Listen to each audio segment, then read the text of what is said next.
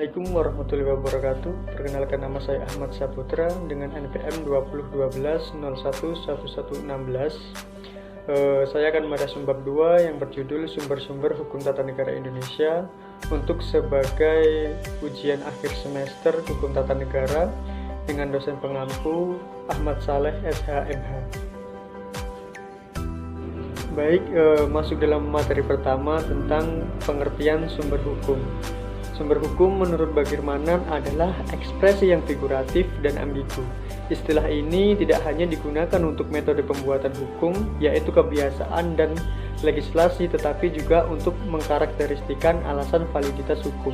Maka, sebuah norma dasar dapat menjadi sumber hukum. Namun, dalam arti yang luas, setiap hukum adalah sumber bagi norma hukum yang lain.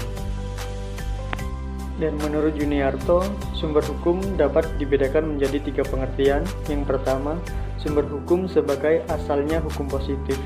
Wujudnya dalam bentuk yang konkret ialah berupa keputusan dari yang berwenang untuk mengambil keputusan mengenai soal yang bersangkutan. Yang kedua, sumber hukum dalam pengertiannya sebagai tempat ditemukannya aturan-aturan dan ketentuan-ketentuan hukum positif. Wujudnya ialah berupa peraturan-peraturan atau ketetapan-ketetapan, entah itu tertulis atau tidak tertulis. Yang ketiga, selain istilah sumber hukum dihubungkan dengan sejarah, filsafat, dan masyarakat, kita dapat mendapatkan sumber hukum filosofis, historis, dan sosiologis. Serta sumber hukum menurut Jim Lee, sumber hukum dapat diartikan sebagai tempat dari mana asal-muasal suatu nilai atau norma tertentu itu berasal. Masuk materi yang kedua, sumber hukum tata negara. Sumber hukum tata negara dapat dibedakan menjadi 2, yaitu sumber hukum yang bersifat formal dan sumber hukum yang bersifat material. Sumber hukum dalam arti formal adalah sumber hukum yang dikenali dari bentuk formalnya. Dengan mengutamakan bentuk formalnya, sumber norma hukum itu haruslah mempunyai bentuk hukum tertentu yang bersifat mengikat secara hukum. Sedangkan sumber hukum material dari hukum tata negara Indonesia adalah isi dari suatu ketentuan yang berlaku untuk umum dan bagi bangsa Indonesia tidak lain adalah Pancasila yang berkedudukan sebagai status fundamental norm. Sumber hukum tata negara material adalah sumber yang menentukan isi kaidah HTN.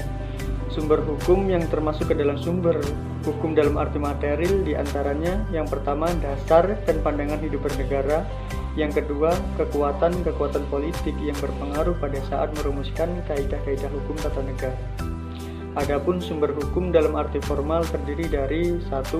Hukum perundang-undangan ketatanegaraan, yang kedua hukum adat ketatanegaraan, yang ketiga hukum kebiasaan ketatanegaraan atau konvensi ketatanegaraan, yang keempat jurisprudensi ketatanegaraan, yang kelima hukum perjanjian internasional ketatanegaraan, dan yang terakhir atau yang keenam doktrin ketatanegaraan.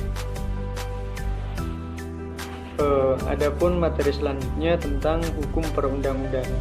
Hukum perundang-undangan adalah hukum tertulis yang dibentuk dengan cara-cara tertentu oleh pejabat yang berwenang dan dituangkan dalam bentuk tertulis.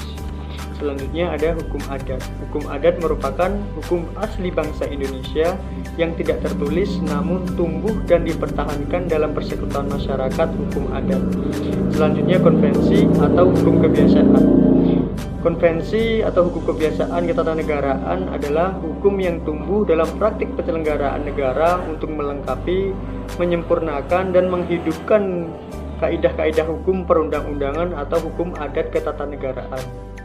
Selanjutnya ada jurisprudensi, yaitu kumpulan keputusan-keputusan pengadilan mengenai persoalan ketatanegaraan yang telah disusun secara teratur memberikan kesimpulan tentang adanya ketentuan-ketentuan hukum tertentu yang ditemukan atau dikembangkan oleh badan-badan peradilan.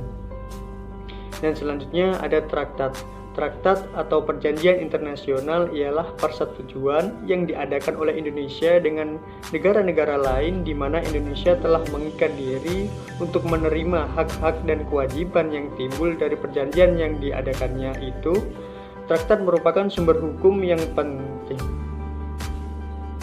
Selanjutnya, materi yang terakhir, doktrin. Doktrin ketatanegaraan adalah ajaran-ajaran tentang hukum tata negara yang ditemukan dan dikembangkan di dalam dunia ilmu pengetahuan sebagai hasil penyelidikan dan pemikiran seksama berdasarkan logika formal yang berlaku. Itu saja rangkuman materi yang dapat saya sampaikan. Apabila terdapat kekurangan, saya mohon maaf. Saya akhiri. Wassalamualaikum warahmatullahi wabarakatuh.